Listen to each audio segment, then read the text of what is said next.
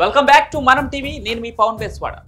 America అధ్యక్షుడు Donald Trump విధానాలకు వ్యతిరేకంగా ఆ దేశ ప్రజలు మరోసారి భారీగా నిరసనలు తెలుపుతున్నారు. లక్షలాది మంది రోడ్లపైకి వచ్చి డొనాల్డ్ ట్రంప్ విధానాలకు వ్యతిరేకంగా నినాదాలు చేస్తున్నారు. 50-51 అనే ఉద్యమాన్ని ఉధృతం చేస్తున్నారు. 50-51 అంటే 50 రాష్ట్రాలు 50 నిరసనలు ఒకే ఉద్యమం అని అర్థం. ఈ ఉద్యమంలో న్యూయార్క్ స్క్వేర్ల నుంచి వైట్ హౌస్ గేట్ల వరకు, చికాగో వీధుల నుంచి లాస్ ఏంజల్స్ సిటీ హాల్ వరకు వేలాది మంది ప్లకార్డులతో అమెరికాలో రాజులు లేరు అని అరుస్తున్నారు. డొనాల్డ్ ట్రంప్ చట్టాలను చెరిపివేస్తున్నాడని, పౌర హక్కులను కాలరాస్తున్నాడని ఆగ్రహం వ్యక్తం చేస్తున్నారు అక్కడి ప్రజలు. నిజానికి ట్రంప్ రెండోసారి అధ్యక్ష బాధ్యతలు చేపట్టిన రోజు నుంచి అతని నిర్ణయాలు ఒక్కొక్కటి బాంబుల్లా పేలాయి. ట్రంప్ లక్షలాది ప్రభుత్వ ఉద్యోగులను జాబ్ నుంచి తీసేశాడు. వలసదారులపై రైట్స్ మొదలుపెట్టాడు. టారిఫ్ల ధరలతో ప్రపంచాన్ని భయపెట్టాడు. సోషల్ సెక్యూరిటీ ఆఫీసులను లాక్ చేశాడు ట్రంప్. ఇమ్మిగ్రేషన్ చట్టాలను కఠినం చేసి విదేశీ విద్యార్థుల వీసాలను క్యాన్సిల్ చేయడానికి ప్లాన్స్ చేశాడు. ఈ హై స్పీడ్ డిసిషన్స్ తో షేర్ మార్కెట్ ను కుప్పకూల్చాడు ట్రంప్.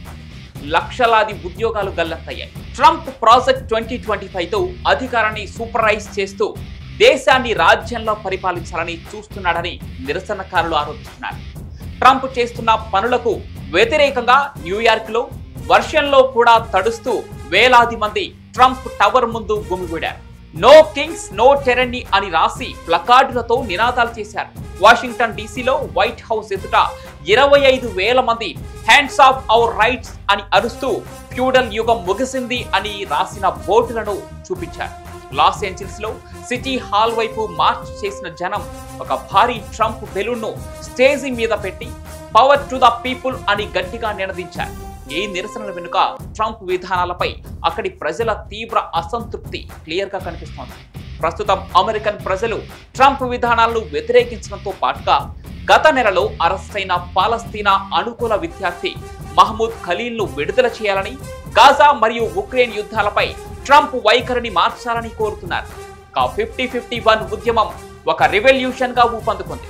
150కి పైగా గ్రాస్ రూట్ గ్రూపులు, సివిల్ రైట్స్ యాక్టివిస్టులు ఈ ఫైట్ ను లీడ్ చేస్తున్నట్లు సమాచారం. మొన్న ఏప్రిల్ 5ను కూడా హ్యాండ్స్ ఆఫ్ నిరసనలు దేశాన్ని కుదిపేశాయి. ఇప్పుడు ఈ వ్యతిరేకత ట్రంప్ కు మళ్లీ తలనొప్పుగా మారబోతోంది. మరి ట్రంప్ ఈ నిరసనలకు ఏదైనా యాక్షన్ తీసుకుంటాడా, లేదంటే మొన్న ఏప్రిల్ 5న జరిగిన హ్యాండ్స్ ఆఫ్ నిరసనలకు ఇచ్చిన కౌంటరే ఇప్పుడు కూడా ఇస్తాడా అనేది చూడాలి. ప్రస్తుతం మరోసారి అమెరికాలో ట్రంప్ వ్యతిరేకత పెద్ద మొత్తంలో కనిపిస్తోంది.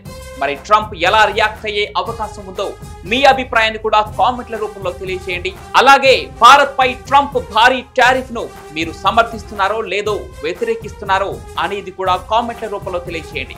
ఇలాంటి అప్డేట్ వీడియోల కోసం మనం టీవీని సబ్స్క్రైబ్ చేసుకోండి.